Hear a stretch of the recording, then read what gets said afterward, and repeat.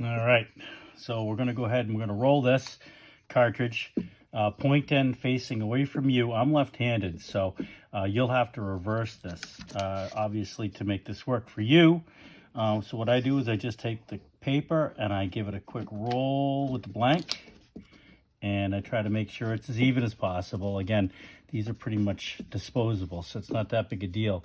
But it's important that this triangle be on the base, because that's the first thing you want to push in.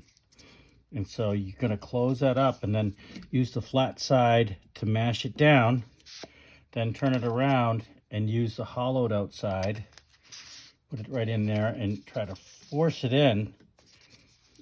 There you go. And basically you want to force that paper kind of up and inside that little hollow on the other side of the tube. That's going to make this thing nice and sealed.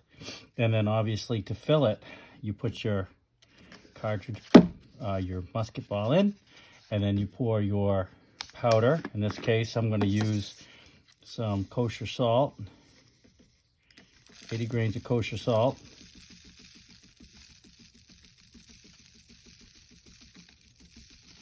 Yeah, that'll make a nice charge. So now the powder's in, and so what I do is you fold, okay, on both ends, and then you try to find the next most convenient place where the paper is wrapped on itself, basically where it's got a fold, and you tuck it right behind that little overlap right in there. You can do that somewhere along the line here. If that's not convenient, you could actually take it down and you can actually fold it and tuck it all the way down here if you want. So whatever your cartridge box will accept. And then you got a nice cartridge, gunpowder here, musket ball at the bottom. And again, that's how you do it. So I'll show you one more time. We'll take a piece of my cartridge paper, facing away.